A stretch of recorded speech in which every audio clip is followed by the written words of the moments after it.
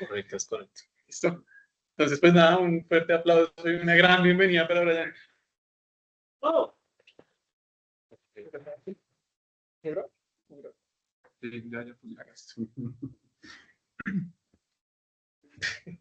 Gracias, Nicolás, por la presentación. Voy a ponerlo ahí a cargar o si no se... Listo. Listo, entonces ya pongo a compartir pantalla.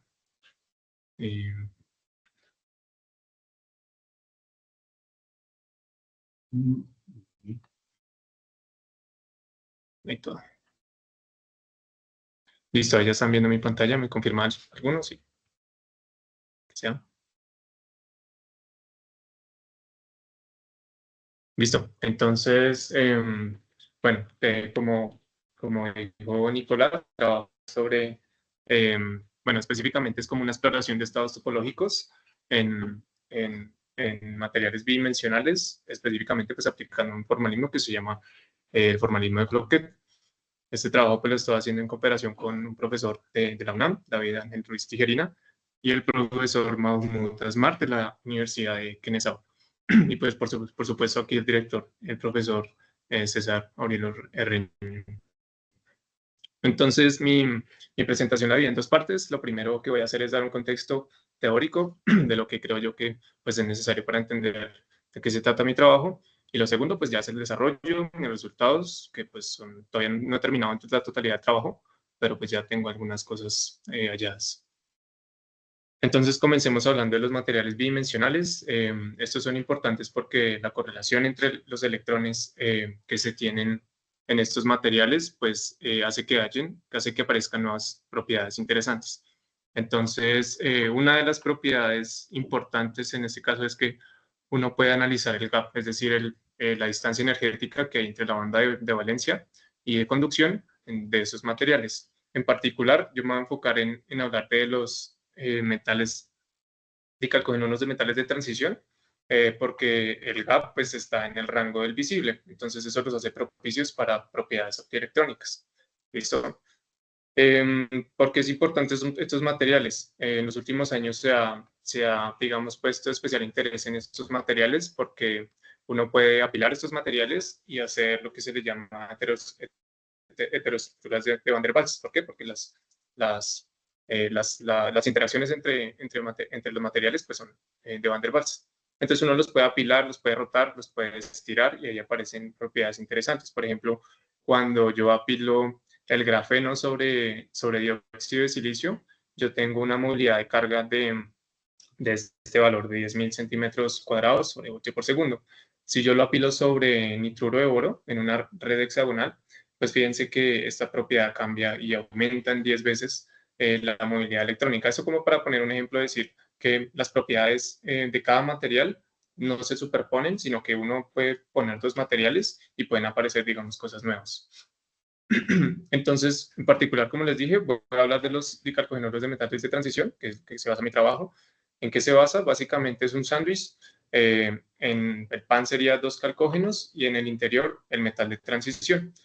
Entonces, normalmente en su forma 3D, este material tiene propiedades pues, catalíticas y lubricantes, pero pues cuando nos vamos a 2D, que ya se puede sintetizar, se puede conseguir este material, se logra un gap directo, es decir, que el mínimo de la banda de valencia coincide con el de conducción. Sí, el máximo de valencia coincide con el mínimo de conducción, que lo hace pues propicio para lo que dije, posibilidades optoelectrónicas. Esto que se muestra acá, este espagueti, pues es la estructura de bandas, es decir, todos estos son los estados electrónicos de los electrones, y, y pues muestra pues, bueno, qué energía tiene. ¿Cómo se consigue esa estructura de bandas?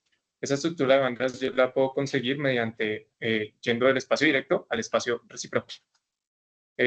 ¿Cómo se hace eso? Nosotros tenemos un cristal bidimensional y nosotros podemos encontrar una región del espacio en donde las propiedades de esa región se pueda, digamos, repetir en todo el cristal. Esa es la celda unitaria, ¿cierto? Entonces, yo puedo ir de este espacio a este espacio porque aquí hay una simetría. La densidad electrónica en todo el cristal pues se repite con traslaciones de un vector R. Entonces, eso me permite, digamos, tener como un mapa de la difracción electrónica, pero pues ese mapa va a estar dado en este espacio que es el espacio recíproco, el espacio de momentos. ¿Cómo se hace eso? Se hace mediante una transformada de Fourier. Nosotros vamos desde estos vectores reticulares a estos vectores del espacio recíproco, ¿cierto? Entonces, en este caso, y especial interés en este vector G, que va a repetir las propiedades en una zona especial que ya no es celda unitaria, sino zona de Brillouin. Esta zona de Brillouin tiene unos puntos importantes, son unos puntos de simetría. Mire que cuando vamos del espacio directo al espacio recíproco, las simetrías cambian. Por ejemplo, aquí yo tengo este tipo de simetría, rotaciones, traslaciones, reflexiones, y aquí las simetrías pues se reducen un poquito, ¿no? Digamos que son diferentes. Pero me va a permitir pues describir los estados electrónicos, que es lo que yo quiero. Entonces, dos puntos importantes, estos, bueno, cuatro, estos puntos, este gamma, este K más, K menos y M. En especial interés me va a enfocar en K más y K menos, porque es donde aparecen pues cosas interesantes. Entonces yo quiero saber la energía de los electrones en esta región. Entonces cuando uno hace eso, digamos, obtiene esta cubeta de huevos, que básicamente mire que en estos puntos K más y K menos, el gap se cierra, ¿cierto? Este es para el caso específico del grafeno, donde la dispersión electrónica uno la puede considerar en esos puntos casi lineal. Y uno puede pues abrir gaps, observar gaps. Lo importante acá es que se abre otro grado de libertad, porque estos dos puntos son diferentes. Entonces ahí empieza a repercutir o digamos a abrirse la posibilidad de no solamente hablar de, por ejemplo, de spintrónica, que sirve bueno, para transformar, para transportar información, sino de baleistrónica, porque digamos aparece este nuevo grado de libertad. Ya vemos más adelante por qué. Entonces, listo, vamos a ver esto con un ejemplo que es el modelo de amarre fuerte. Entonces yo tengo dos átomos dentro de una celda unitaria y voy a tener en cuenta solamente una orbital.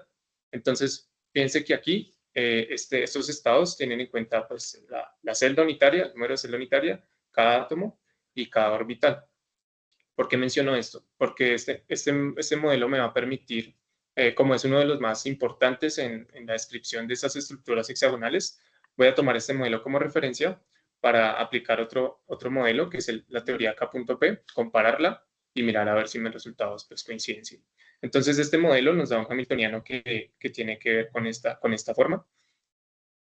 Si yo aplico teoría K.P, que básicamente es irme a un punto de simetría K+, y moverme un Q minúscula pequeño, o bueno, pues equivalente a esto es mirar no solamente el momento h barra k, sino irme o tomar en cuenta el momento como un operador, menos i h barra lambda. Si yo hago esto, obtengo un hamiltoniano como esto. Pero como vimos que ahí hay unas simetrías que se tienen que mantener, por ejemplo, en particular la simetría C3, hace que ese hamiltoniano en algunos términos pues se simplifique y me quede una cosa como este, muy parecido a este hamiltoniano. Porque se llama teoría K.P, porque aparece este término K.P. K.Q en este caso sí. Bueno, P por aquí por momento del cristal. Si uno hace una expansión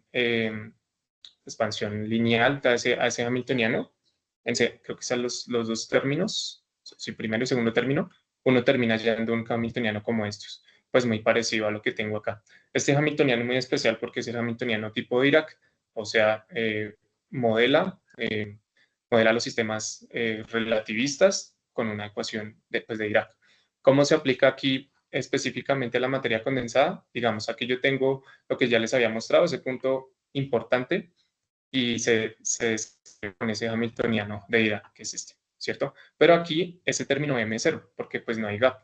Si yo le abro un gap, entonces pues ahí aparece un término M, y mi hamiltoniano se ve como esto, y pues le va a aparecer este M. Solamente este hecho, o sea, solamente es abrir este gap, rompe la simetría de inversión espacial, y eso abre nuevas posibilidades, por ejemplo, obtener efecto Hall cuántico, ver esto como un semiconductor. Estos materiales pues van a ser propicios para esas aplicaciones, porque pues como los transistores, ¿no? Que yo puedo como controlar si hay conducción o no hay conducción, pero si es un semiconductor en este caso. Entonces, por eso, digamos, es importante abrir este gap.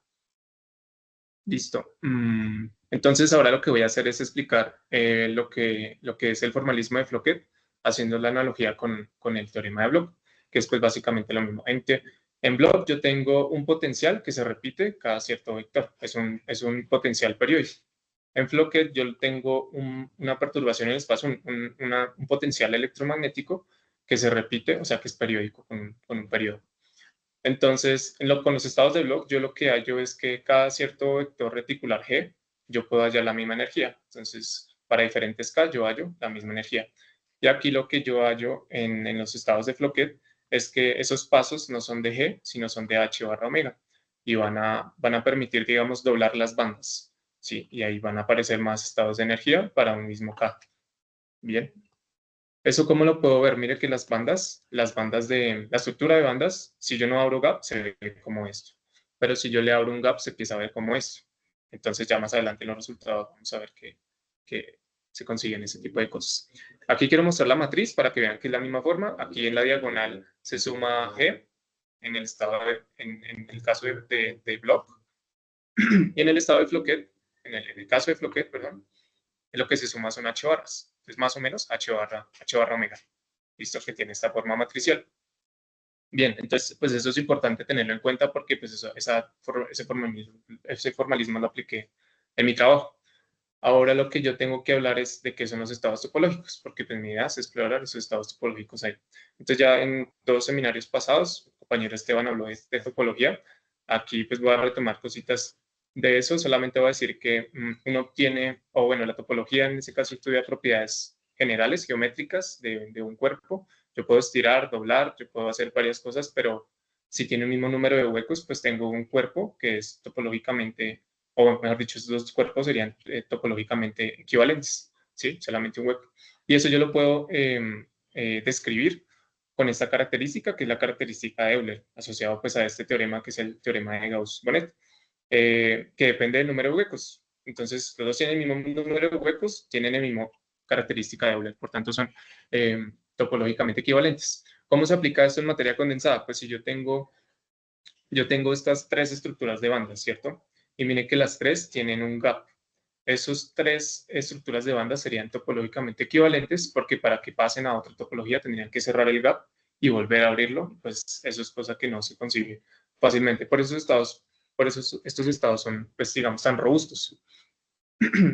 Entonces, ¿cómo se ve esto? Digamos que yo tengo aquí este SSH modelo donde estas son las energías de este modelo de amarre fuerte. Entonces, yo grafico esas energías y miren que para el caso de T1 mayor a T2 y T1 menor a T2, las energías se ven exactamente iguales. Y uno pensaría, pues ahí la física es lo mismo, ¿no? La energía pues es la misma, pero topológicamente vamos a ver que no es la misma. Se están golpeando. ¿Por qué no es la misma? Entonces, pues esa es la pregunta, ¿no? Que si nosotros analizamos el teorema de Bloch, nosotros sabemos que esta función es la que se toma en cuenta en cada una de la zona, en la zona de Brillouin. Esta función es la que uno utiliza cuando es independiente del tiempo. Pero si nosotros la analizamos con el tiempo dependiendo, con el tiempo dependiente, entonces yo le puedo asociar una fase que es esta teta. Esta función, pues es cuando uno hace el producto punto y haya la función de probabilidad, pues esta fase es arbitraria, porque entonces cuando uno hace producto punto, pues se va y no me da información de esa fase. Entonces aquí el ejemplo que yo voy a dar es que esta fase teta va a ser, digamos, como los grados de libertad de mi brazo. Entonces esto va a ser la fase dinámica, digamos, mi vector de mi hombro, y mi mano va a ser la curvatura, perdón, la fase de ver. Entonces, miren que si yo voy a dar una trayectoria circular en el espacio y comienzo con mi mano horizontal, entonces voy a dar una trayectoria circular y llego aquí. Llegué al mismo lugar, pero algo pasó. Esto no está igual, ¿cierto? ¿Por qué? Porque esto hace parte de otra fase que es la fase de Berry. Para que llegue exactamente a esto, tengo que hacer 4 veces esto. 1, 2, y llego así.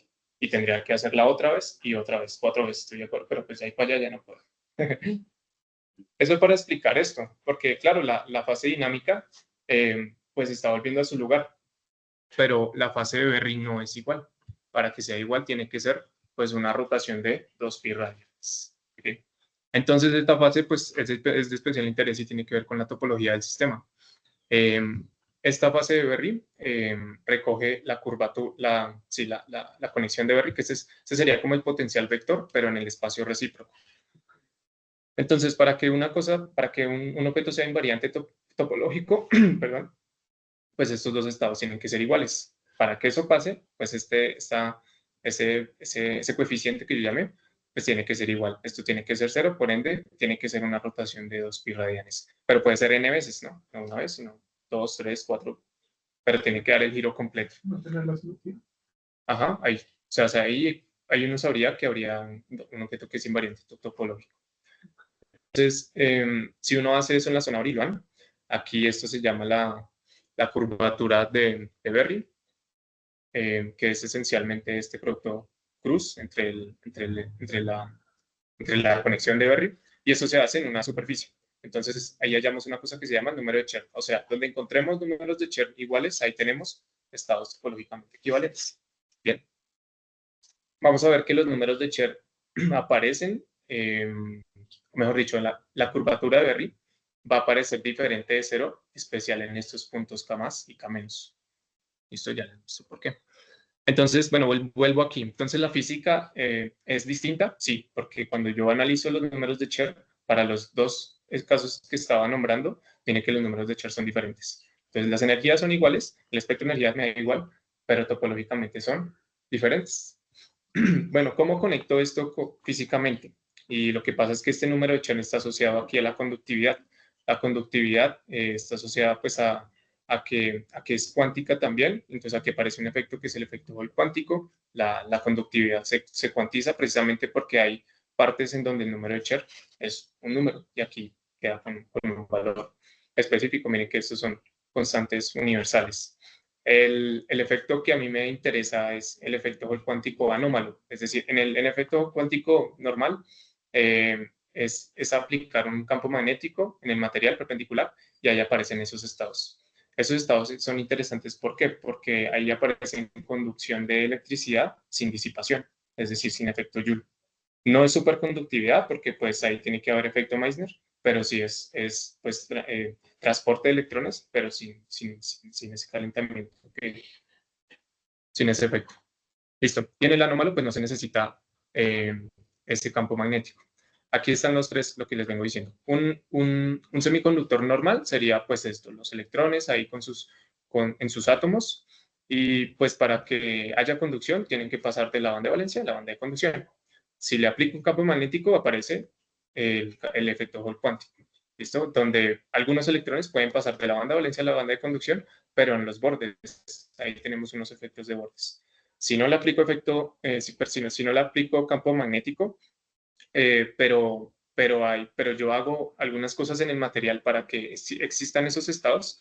Uno puede ser este efecto Hall cuántico de spin, que digamos, un electrón que tiene un spin va para una dirección y el que tiene el otro spin va para la otra dirección. Hay como dos carriles, entonces se forma un tipo de topología un poquito más.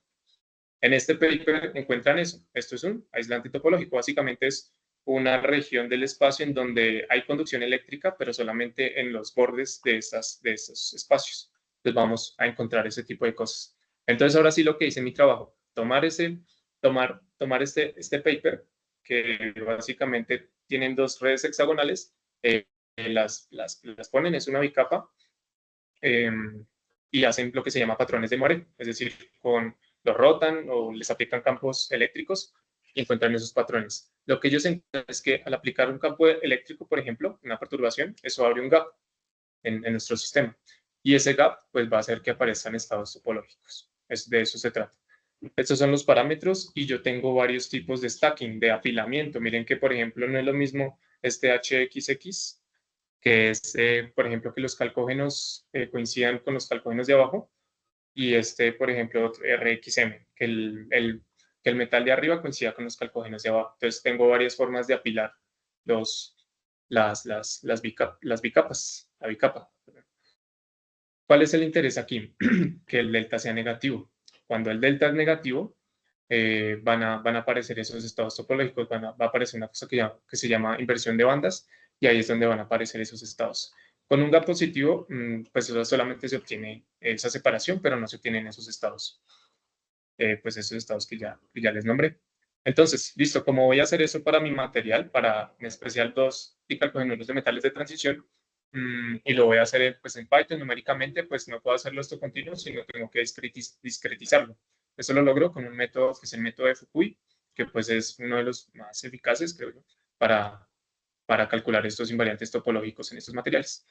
Entonces, lo primero que hice fue tomar los dos modelos, el de amarre fuerte y el de K.P, perdón, y aplicar el método de Fukui para ver qué aparecía ahí. Lo primero que hice fue estructura de bandas de los dos. Mire que la teoría K.P se ajusta, pero en los de simetría K y K'.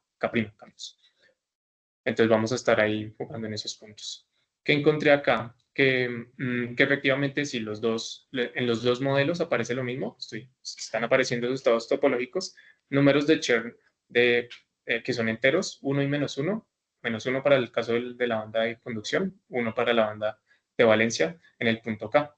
Entonces para la teoría K.P y amarre fuerte, pues se obtiene eso. ¿Para qué hice esto? Para corroborar que estuviera aplicando bien el método digamos, con los resultados que uno esperaría tener de la bibliografía. Entonces, bien. Y lo segundo que hice fue tomar el hamiltoniano de Dirac que nos dan en ese paper para hacer lo mismo, para calcular los estados topológicos de ahí, los números de Chern, y mirar o sea, obtener los mismos resultados que ellos obtienen. Listo, la estructura de banda se ve algo así. Uno pensaría que aquí no hay gap, pero si hacemos ahí hay un gap. Siempre va a estar esa brecha energética ahí, porque pues ellos aplican un campo eléctrico. Entonces, ¿qué encuentro acá? Estas son las gráficas de la curvatura de Berry. Miren que, pues en todo, esta es la zona de Brillouin. En este caso hice un rombo de la zona de Brillouin. Aquí está gamma y por aquí estaría el punto K, como les mostré anteriormente. Esa es la primera zona, sí. Sí, una de ellas. O sea, digamos, acá se muestra aquí. Aquí se muestra mejor. Mira que estos son los puntos K, este es K y este es K'. Entonces, gamma estaría por acá y M por acá. Entonces, voy a coger en un rombo. Entonces, ¿dónde iba? Listo. Entonces, miren que es en la parte imaginaria de la curvatura de Berry donde aparecen esos estados. La parte real no aparece realmente ahí 0 y 0. Siempre es así. Entonces, si le hacemos suma a esto, yo lo hice para cada uno de los apilamientos y efectivamente consigo los resultados que dan en el paper de estos números de Chern. Entonces, digamos, para el primero, yo lo hice para varios deltas. Entonces, lo varié desde 0 hasta menos 30 y me dieron estos números de Chern. Mire que aquí hay un punto crítico que es como en 13, más o menos, menos 13, que el número de Chern cambia de signo, pasa de 1 a menos 1. Aquí no hay estados topológicos para este estado de apilamiento. Aquí sí. Miren que este da 2. Entonces, ahí que tenemos, pues 2 carriles, dos carreteras por los que van los electrones sin disipación. Y pues nada, aquí obtuve pues lo que está en el paper. Eso para corroborar que estaba aplicando el método bien y que pues vamos por buen camino. Entonces ahora sí apliquemos lo de Floquet. Como el hamiltoniano que nos dan aquí es una matriz de 2×2 de este tipo, lo que hice literalmente fue prender la luz. Entonces ellos pues no analizan o lo innovador aquí es pues analizar el problema con luz. Entonces hacer sustitución mínima, es decir, sustituir el momento por momento menos A, y pues sería chévere mirarlo para diferentes tipos de polarización. Entonces lo voy a hacer para lineal y circular, izquierda y derecha. Y voy a tener en cuenta aquí un Coulomb, un Gauge Coulomb. Listo, entonces al hacer todo eso, pues es un hamiltoniano grande, yo solamente pongo esto, pero lo importante de ese hamiltoniano que yo encontré es que es periódico. Y como es periódico, puedo aplicar el formalismo de Floquet. Entonces la matriz es esta, ¿cierto? Cada uno de los elementos de esta matriz es una matriz de 2×2, que es este término que está aquí. Primero hallazgo que yo encontré ahí es que solamente se cumple, o que todos los términos que son diferentes a más o menos 2, más o menos 1 y 0, se van a 0. Entonces la matriz pues, se reduce a este tipo de cosas. Listo, entonces ahora miremos qué parámetros puedo variar aquí en lo que yo voy allá. Lo primero es la matriz, el tamaño de la matriz. Lo único que va a hacer eso es doblar bandas, como les dije. Entonces, si tengo n-basis, le llamo yo, 0, pues va a aparecer solamente estas dos. Pero si yo empiezo a considerar más, pues dobla las bandas. ¿Listo? Entonces agreguemos eso a la lista de mercado acá de una de los parámetros. Aquí me gustaría mostrarlo con un video. Si yo cambio h barra, lo que va a suceder es esto. Se va a aumentar la distancia entre las bandas. Entonces esta es la primera y esta se va a aumentar simplemente. La distancia h barra es esta de aquí. Eso es lo que va a pasar. Listo, entonces igual pues voy a agregarla a mi lista de mercado de mis parámetros que yo tengo que variar. Otro de los parámetros es que como cada elemento de matrices cada elemento es una matriz de 2×2 y cada coeficiente de estos depende de unos parámetros. El vector potencial, la polarización, el momento, los test, que son la interacción entre vecinos, y el delta. Entonces aquí yo tengo varios parámetros más para mirar. El primero es fácil porque yo voy a solamente tomar la zona de Brillouin, o sea que los Q estarían definidos. Lo segundo es el T. Para esto voy a recurrir a una configuración, a un tipo de apilamiento. Voy a coger este de aquí, porque aquí es donde aparecieron los números de Cherr de 2, que aquí aparecen como estados topológicos interesantes. Entonces, ese fue el que tomé para hacer el trabajo. Y ahora para delta, entonces, recuerden que yo hice esto, digamos, esto aquí es sin prender la luz. Pero cuando yo prendo la luz, o sea, le agrego una intensidad A diferente de 0, aparece esto. Entonces, miren que está entre 0 y 14, 13 más o menos. Y aquí el 1 está entre 20 y menos 26 electronvolts. Aquí pues aparece lo mismo, ¿no? Sin prender la luz, pues estaríamos en esa región, pero prendo la luz y efectivamente encontramos estados topológicos con luz también. Aquí entonces, ¿qué pasa? Voy a variar n-basis, o sea, el tamaño de la matriz. Que encuentro que, por ejemplo, tengo n-basis 1 y h barra omega igual a 1. Si yo subo h barra omega para varios valores, miren que la topología se va estabilizando después de cierto valor. Para pequeños valores, pues esta es una cosa muy difusa, hay muchos números aquí de Cherr, pero no hay, digamos, como una transición topológica estable o por regiones como específicas. Para cierto valor que va después de 45, fíjense que ahí encuentro estabilidad entre 45 y 50 electronvolts de H barra omega. Esto mismo sucede para n-bases igual a 2. Entonces, para n-bases igual a 2 también lo varío y entre 45 y 50 ahí encuentro esa estabilización. Listo. Entonces, ¿cómo hacer para saber por qué sucede esto? Entonces, la primera es mirar que aquí como aparecía un arito, que es la curvatura de Berry, vamos a maximizar la curvatura de Berry para saber dónde está apareciendo eso. O sea, minimizar este. Y cuando minimizo, pues encuentro un radio máximo, que es este de aquí, y este radio depende del delta. Si yo reemplazo el R máximo aquí, entonces me va a aparecer un intervalo específico para tomar en cuenta del delta, que sería este. El problema que yo tengo es que cuando yo pongo los valores, porque estos son constantes, me da un valor de como -5. O sea que yo tendría que tomar en cuenta solamente esta región. Entonces ahí yo tendría, bueno, ese es digamos uno de los problemas, una de las incógnitas que tengo aquí para solucionar en el transcurso de trabajo que tengo.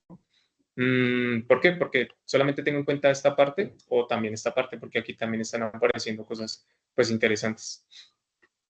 Y lo otro es que, claro, cuando aumento h barra omega, entonces estabiliza la topología. Hay un valor crítico y es que cuando cuando la distancia del gap es 2 veces, cuando el h barra omega es 2 veces la distancia de ese delta, ahí va a aparecer esa estabilización. Entonces, pues como está en términos, bueno, no constantes, pero sí con unos parámetros que le di ahí en el programa, pues me puse a calcularlo y efectivamente daba entre 45 y 50, o sea que es este valor de acá. Es esto. Y listo, con eso termino. Primera conclusión, efectivamente se encuentran estados topológicos en estos materiales, prendiendo la luz, o sea, aplicando luz, no solamente obteniendo los patrones de marea, se obtienen. Inclusive, pues esto sea, esto ya se obtuvo experimentalmente, inclusive el Premio Nobel de Física 2016 fue por este hecho. En 2005 se obtuvo en telurio de mercurio y en 2007, no, en 2007 fue que se vio el telurio de mercurio. Y, o sea, el Premio Nobel de Física decía que se pueden obtener estados topológicos, o sea, no es nuevo, ya se sabía esto. Lo nuevo aquí sería que como yo estoy utilizando dicalcomanures de metales de transición y que el gap está en la región del visible, entonces, pues eso abre posibilidades para, no solamente para encontrarlos, sino para controlarlos con luz. La segunda, estabilización del H barra omega, eso ya pues lo dije anteriormente, bajo cierto valor específico, que depende del material, del tipo de apilamiento, del gap y de la intensidad de luz que yo le esté incidiendo al material. Y pues esto abre aplicaciones, pues ya lo dije, como hay corrientes sin disipación, entonces pues eso uno podría controlar hacia dónde quiere que vayan esas corrientes y pues ahí habrían, digamos, esas aplicaciones. Hay, bueno, sí, solo eso. Entonces, ¿qué sigue? Uno, pues es aclarar esto. Solamente tengo en cuenta los gaps, entre 0 y -5, o puedo tener en cuenta todos los hasta -30, porque ya aparecían otras transiciones topológicas. Eso me hace falta aclararlo. Lo otro es, pues, hacerlo para otros tipos de polarización. Todo esto lo hice para polarización circular, porque, pues, lo que encontraron en los últimos años es que el rompimiento de inversión del tiempo, o sea, solamente incidir la luz con una luz específica, con circular, eso hace romper la simetría de inversión temporal y eso hace que aparezcan esos estados topológicos. Pero igual yo quisiera mirarlo para cuando sea lineal, si efectivamente se cumple. Y lo otro, pues conectarlo a lo físico. Entonces yo ya tengo los números de Chern, pero entonces tengo que mirar cuáles están llenos, cuáles serían los electrones que están llenos para asociarlo con la conductividad y así dar pues una caracterización más pues de la conductividad de mi material que podría prometer para otras cosas.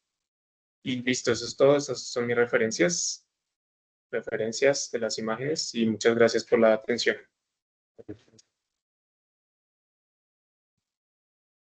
Listo.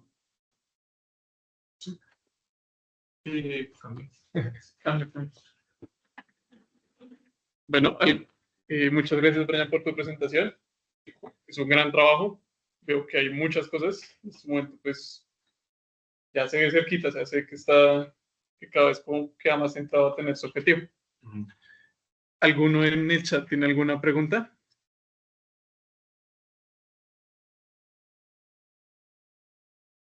La transcripción, si quieres cierro la transcripción.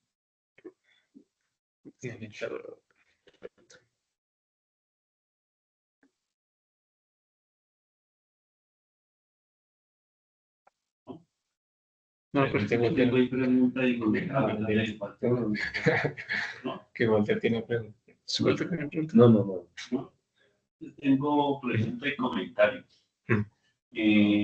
La pregunta Otra vez conmigo. revelaría mi grado de ignorancia en este, pero no me afana.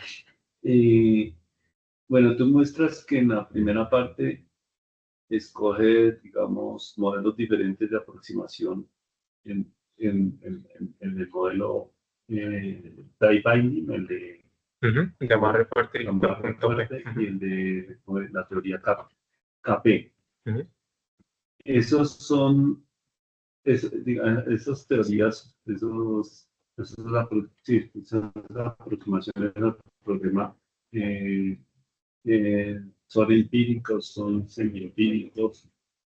Es decir, tendría valor para el trabajo que en lugar de este tipo de aproximaciones usaras una teoría de primeros principios o, o eso sería indiferente al trabajo que tú estás haciendo. Pues lo primero son modelos teóricos. Este es muy bueno porque, digamos, tiene en cuenta la interacción entre átomos vecinos, ¿no? Tienes en cuenta T1, 2, T2, 1. Esto describe muy bien, por ejemplo, lo que ocurre experimentalmente en el grafeno. Entonces, aquí básicamente es coger eso del grafeno y abrirle un gap, porque funciona ¿qué? Para estructuras hexagonales, como lo puede ser el grafeno. Y los TMS, los dicalcogenones de metales de transición. El hamiltoniano, el modelo que se toma del paper es este, K.P. Entonces ahí dicen, mira, nosotros utilizamos aquí un modelo de estructura hexagonal con teoría K.P, porque vamos a tener en cuenta solamente los alrededores de los puntos de simetría, K más, K menos.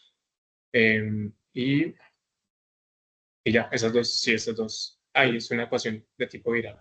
Entonces es lo que toma. Pero esas ecuaciones o esas soluciones no requieren de parámetros que se ajustan en virtud, digamos, de esos resultados experimentales o parte, digamos, de la consideración de las propiedades cuánticas de los sistemas, de los átomos, de estas estructuras, porque son estructuras periódicas. O sea, ¿qué parámetros se No, tienen? que si no, pues, o sea, que si los tiene en cuenta o no,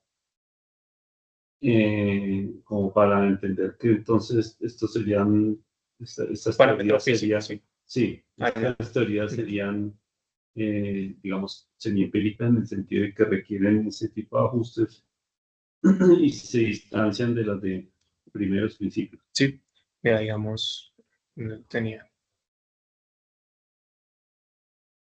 Ok, bueno, pero entonces siendo eso así, ¿tendría valor para el trabajo tuyo o no? Que en lugar de usar tie binding o KP, o, ¿cierto? Ujú. Que, no sé, que utilizaras esos métodos de Abinich, bueno, esos de primeros principios para resolver esto, o eso definitivamente no aportaría nada al alcance de tus objetivos. Es que no sé si se aporte porque como le interesa solamente mirar los puntos de simetría del K más, K Ajá, menos, que lo hace bien el K.P. Entonces, ok. pues con ese se trabaja. Digamos, lo físico aquí de este hamiltoniano, ¿no? Yo dije que el parámetro era delta, pero este delta pues depende de estos valores Ok, que se alcanzan a ver acá. Por sí. ejemplo, el B y el D dependen de los materiales que yo tenga, de la velocidad de Fermi y del gap de cada una de las capas. Cada uno tiene su gap. Pero son parámetros que tú mides, o sea, que Sí, tú ajustas. sí. Digamos, el código, sí, el código estaría para cualquier material que yo ponga ahí. Le pongo una Claro. velocidad de Fermi y un gap de un material y ahí pues tendría ciertos valores. Mm. No sé si, Mm. si Sí, respondo, sí, sí. sí, sí, creo que entiendo la. Sí. Bueno, esa era la pregunta. Pues tengo muchas porque, pues, como yo no soy experto en el tema, hay muchas cosas fascinantes aquí. Y lo otro era un comentario, ¿no? Fue como la línea de lo que dice Nico, que qué cantidad de cosas que para una tesis de pregrado es Sí, ya por, quiero acabar, por amplio margen supera las expectativas de lo que uno quiere que haga un estudiante, incluso el estudiante destacado en un pregrado. ¿Sí? Porque yo le veo todo el tenor de un trabajo de maestría que digamos ya hay mucho más profundización que lo básico, que recuperar como los elementos. Nada más entender el modelo tie binding y resolver algún problema así en ese tipo de estructuras, eso ya es suficiente, digamos, ¿no? En una escuela normal de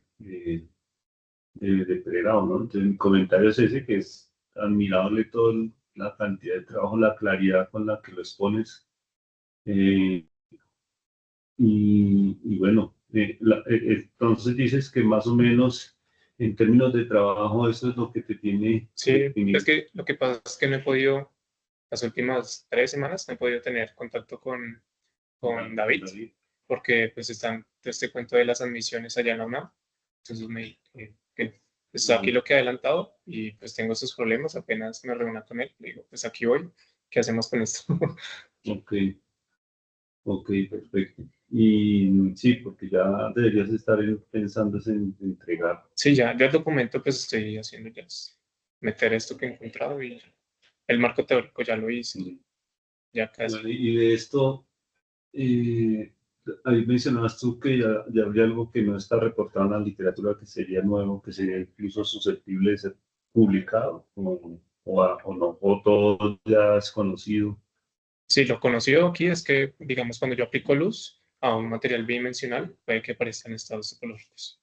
Porque esa es una de las razones del premio Nobel. Pero en este caso, como se utilizan semiconductores, algunos de metales de transición, entonces lo innovable ahí sería, aunque tengo que mirar pues esa parte bien, que se ha hecho porque no es que no se haya hecho nada con estos con los metales de transición, pero si digamos, al aplicar formalismo de Floquet, pues se halla una forma más, sí, porque esto queda en predicción, ¿no? Sí se hallan, pero pues ahí al experimento, pues hay que ver. El grupo tiene alianza con experimentales o No, tiene, o ¿no? sea, teórico. Teóricos, Ajá. wow. Sí. Porque, bueno, no sé, se me ocurre ahora ya en medio de la marcha que este tipo de estructuras las trabajan experimentalmente acá en los Andes, el Sí, grupo de Paula Giraldo los TMD, sí. y Jenny Hernández. Y ellas pues son experimentales. Porque, sí, o sea, habiendo tanto valor en el trabajo teórico que no es para nada fácil. Eh, Sin embargo, para las revistas y para los editores y para todo el mundo, si no hay un complemento experimental donde haya alguna forma como de corroborar que eso tiene luces, o sea, pues es como lamentable que se pierda el esfuerzo, digo yo, ¿no? Que se pierda en el sentido de lograr una publicación en privado es muy top, o sea, muy fuera de serie. ¿No? Mm. Pero de pronto deberías considerar la posibilidad de conversar con Paula, con Jenny, eh, ya cuando tengan, digamos, como organizado todo el trabajo, podamos pedirles a ellas que invitaran al seminario, el grupo. Sí, Que me gustaría. Yo he ido a varios, pues ahí ¿tú has ido allá? he ido como a dos o tres, A cuando escuchar. hablan de, sí, a escuchar. Y pues ya en temas ahí Pero avanzados. tú has hablado con ellas de lo que tú haces. No, todavía no. Bueno, entonces, He ido a mirar qué así, bueno, sí, no, pues ya que he sido, la pena. pues si te da pena, a mí no me da pena. No, pues como no había concretado nada y como que ahí estaba en el camino, entonces que la última vez que fui el año pasado y fue a uno de los de metales de transición, como doctorado estaba haciendo ahí algo, y, pero como más, no en estados topológicos, sino doparlos y encontrar ahí Eso cosas. es lo que hacen ellos, Sí, esencialmente. pero sí, es experimental porque Pero chévere, los hallan incluso incluso. antes de un seminario, que hablamos con Paula, un café, le contamos, te cuentas tranquilamente lo que has hecho, y pues ella en su inmenso, pues tú la conocerás, que es tremendamente Sí, loca, admirable. Paula es durísima en esto. Pero, oye, pues muy interesante y no me quedé para nada, o muy interesante, qué chévere que hagamos algo, y muy interesante intentemos esto. Eh, Porque yo creería que pues ellos aparecen mucho en el tipo de trabajos, porque justamente les dan ideas sobre qué tipo de experimentos hacer. Y Sí, sí me pues, gustaría, claro. pues es decir, cuando tú creas que ya está como organizada la cosa, Mm. Que ya casi, sí, pero ya. pero incluso, no sé si ya, incluso, ¿no? Y mira, estoy en esto, pero, y una idea, pues los experimentales tienen otra forma, digamos, de hacer las cosas, ¿no? Llegando y qué pasa si falto, que así también al múltiple, alguna cosa. Es decir, sin desatender las orientaciones de David, que es pues, Sí, sí, claro. pero chévere, muy volado trabajo, o sea, muy chévere, y mucha vaina, pero uno ahí, un calambre cerebral de escuchar a Juan. Eso era mi comentario. y bueno, ya estuvieron listos también no hacer lo demás. Yo tenía una pregunta.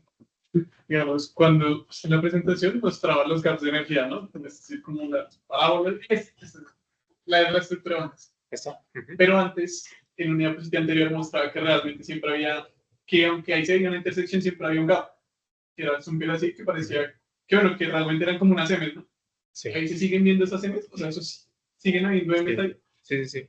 Mira que aquí, a ver. Que también me causó, también en eso mismo me causó curiosidad, por lo mismo que habían unas que se veían, bueno, Sí, siempre hay un lapsito. Aquí, por acá, en este, mira que aquí se ve Ahí casi, se ven. sí, ahí cuando uno aquí mira, que se ve lo que yo mostraba con Blockhead. También se ven. Sí, es que los, Sí, yo casi no los veo, no hay que yo estoy pero sé que están ahí, tampoco los veo. en los últimos, sí. Lo que está diciendo Nico se vería. Y ahí se ve. Y ahí se ve la gente, claro. Mira, En no este. sí, eso. Y en el siguiente no. Ahí. En este casi no se ve, pero está. Sí. Ujú. Puede ser con el ojo que uno lo hizo para Sí. No, y lo que pasa es que si se cierra, pues ahí tendríamos un estado topológico trivial, o sea, no hay. No. Ah, ok. Y digamos, al principio, nos mencionaba que he visto que lo que hacía era poner redes 2D, ¿no? O sea, grafeno sobre grafeno sobre grafeno, y pues eso después de aplicar ciertas cosas, generaban efectos, ¿no? Eso se debe a la simetría de la red, ¿sí? Ya todo esto de la teoría de grupos y tema de... Pues yo podría decir que sí, tiene que ver, porque ahí tocó revisar unas cosas de teoría de grupos y eso. Pues aquí lo que puedo decir es que como que cada material tiene sus propiedades, digamos. Uno puede ser muy conductor, otro que no. Y uno podría pensar, yo lo superpongo y sería como la superposición de las propiedades y no, aparecen otras cosas. Entonces ahí es como mirar a ver qué aparece y ahí puede que aparezcan cosas interesantes. Por eso abre muchas posibilidades esa parte. Y ya la última y no como así. Sí, sí, En las zonas, digamos, cuando se plantea la zona de Bilbao, pues uno sabe que nuevamente esas, lo que usted decía, esa zona uno puede plantear la zona no como se le dé la gana en principio, ¿no? ¿Hay algún motivo en especial para elegir el cuadrado? Es más fácil la cuenta, es más... Sí, mira que, digamos, no es trivial elegir la zona de Brillouin. Digamos que estoy en mi espacio directo y ahí está mi celda unitaria, ¿cierto? Sí. Y hay unos vectores específicos, A sub 1 y A sub 2, los reticulares. Sí. Entonces, mira que se tiene que cumplir. Lo que pasa es que la puse chiquitica. Ahí se tiene que cumplir que cada A sub i por B sub j, por estos, tiene que dar 2pi y bueno, el delta Kronecker. Ajá. Y haciendo eso, me dan estos vectores. Entonces, no es trivial, esto queda así. Pero entonces mira que cuando yo hago el rombo, hago esto. O sea, no tomo esta parte gris, sino que tomo esta. Okay, ya pasó. Y pues estaría tomando una zona de Brillouin que tiene todos los puntos, porque si yo, digamos, si replico ese rombo, pues cojo todos los puntos, ¿sí? Este hexágono, pues podría hacerlo con el hexágono, pero también podría hacerlo con el rombo. También podría, mira que cojo a gamma, cojo a m, cojo a k', cojo a todos. ¿Por qué lo hice así? Porque si yo lo tomaba con el hexágono, entonces en la curvatura de Berry se veía el anillo, o sea, no se veía el anillo, pero en un vértice. En cambio, si hago el rombo, entonces se ve aquí, como en la, como en la mitad, así como muestran las figuras de... Sí, en la tengo 1000 diapositivas. Ahí, mirad, ahí están. Okay. Aquí está gamma, aquí está K, K', claro. Y M está aquí en la mitad. No lo pongo porque pues, es irrelevante, pero sí, ahí está. Es una forma de hacerlo. Mucho trabajo. Mucho trabajo.